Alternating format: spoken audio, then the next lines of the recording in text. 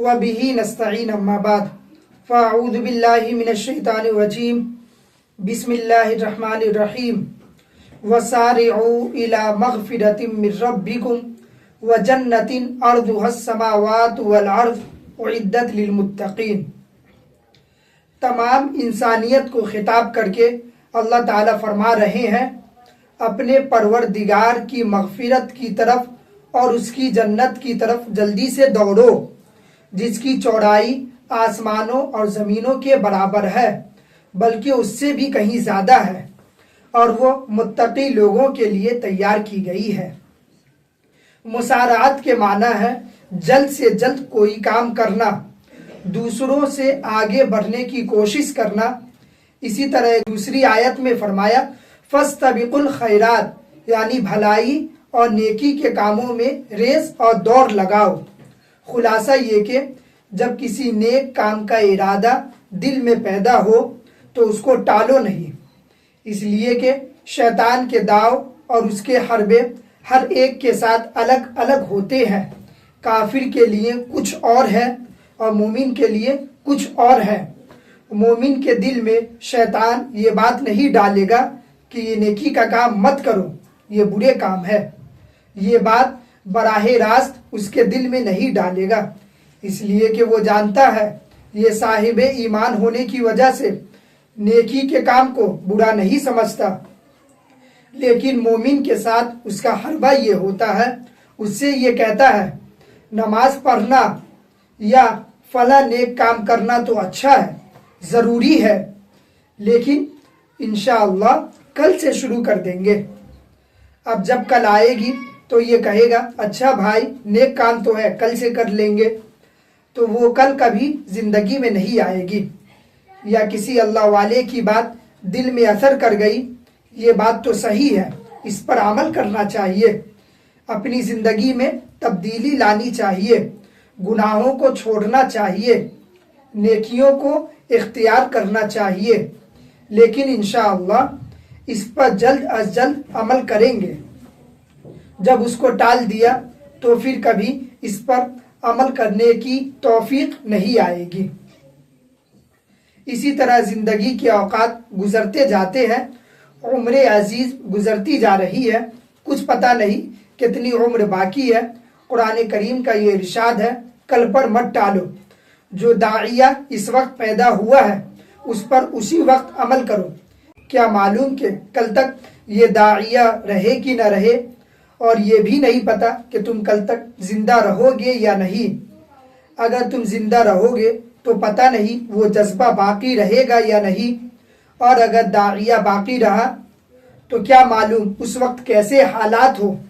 बस इस वक्त जो दाइया पैदा हुआ है उस पर अमल करके फ़ायदा हासिल कर लो। अगर अपनी इस्लाह की फ़िक्र का ख्याल दिल में पैदा हुआ कि ज़िंदगी यूं ही गुजर रही है, अपने अखलाक दुरुस्त होना चाहिए, नेक आमाल करनी चाहिए, लेकिन साथ ही ये सोचा कि जब फला काम से फारिग हो जाएंगे फिर इस्लाह शुरू करेंगे।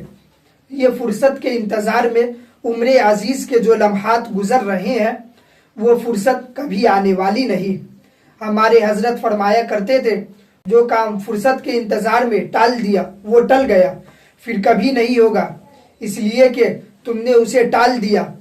काम करने का तरीका ये है कि दो कामों के दरमियान तीसरे काम को घुसा दो, यानी जो काम जो तुम पहले से कर रहे हो अब तीसरे काम का जो ख्याल आया तो उसी दो कामों के दरमियान में उस काम को ज़बरदस्ती घुसा दो, वो तीसरा काम भी हो जाएगा।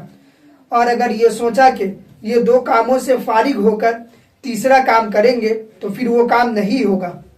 ये मंसूबे और प्लानिंग करना कि ये काम हो जाएगा तब वो काम करेंगे, ये सब टालने वाली बातें हैं। शैतान उमूमन इस तरह धोखे में रखता है, इसीलिए मुबादरतु इलल खैरात, नेक कामों में जल्दी करना और आगे बढ़ना कुरान और सुन्नत का तकाजा है। और अल्लामा नववी रहिमहुल्लाह ने एक बाब कायम फरमाया है और उसका नाम है बाबुन मुबादरतु इलल खैरात, यानी भलाई के तरफ जल्दी से सबकत करना।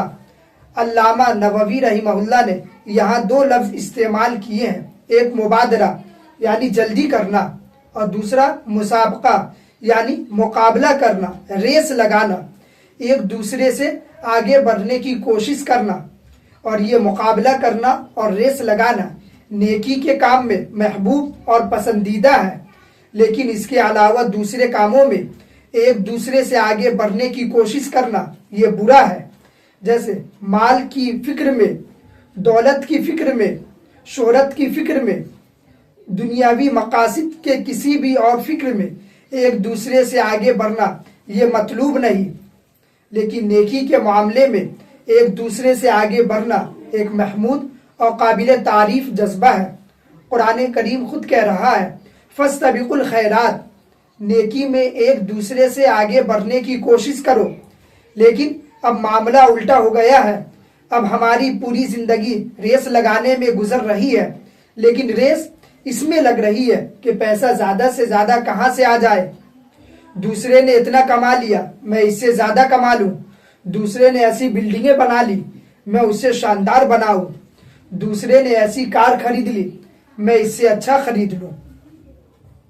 اور پوری قوم اسی ریس کے اندر مبتلا ہے، اور اس ریس میں حلال و حرام کی فکر مٹ گئی ہے، اس لیے کہ جب دماغ پر یہ جذبہ سوار ہو گیا کہ دنیاوی ساز و سامان میں ایک دوسرے سے آگے بڑھنا ہے، تو حلال مال کے ذریعے آگے نکلنا بڑا مشکل ہے، تو پھر حرام کی طرف رجوع کرنا پڑتا ہے۔ اس لیے اب حلال و حرام ایک ہو رہے ہیں۔ خلاصہ یہ کہ جس چیز میں ریس لگانا اور مقابلہ کرنا شرعاً برا تھا، وہاں سب مقابلے پر لگے ہوئے ہیں اور ایک دوسرے سے آگے بڑھ رہے ہیں، اور جس چیز میں مقابلہ کرنا اور ریس لگانا اور ایک دوسرے سے آگے بڑھنے کی فکر کرنا مطلوب تھا، اس میں پیچھے رہ گئے ہیں۔ اس لیے ضرورت اس بات کی ہے کہ ہم نیک کاموں میں ایک دوسرے سے آگے بڑھنے کی فکر کریں اور کوشش کریں۔ اللہ تبارک و تعالیٰ سے دعا ہے کہ ہمیں ان باتوں پر عمل کرنے کی توفیق عطا فرمائے، آمین۔ وآخر دعوانا ان الحمد للہ رب العالمین۔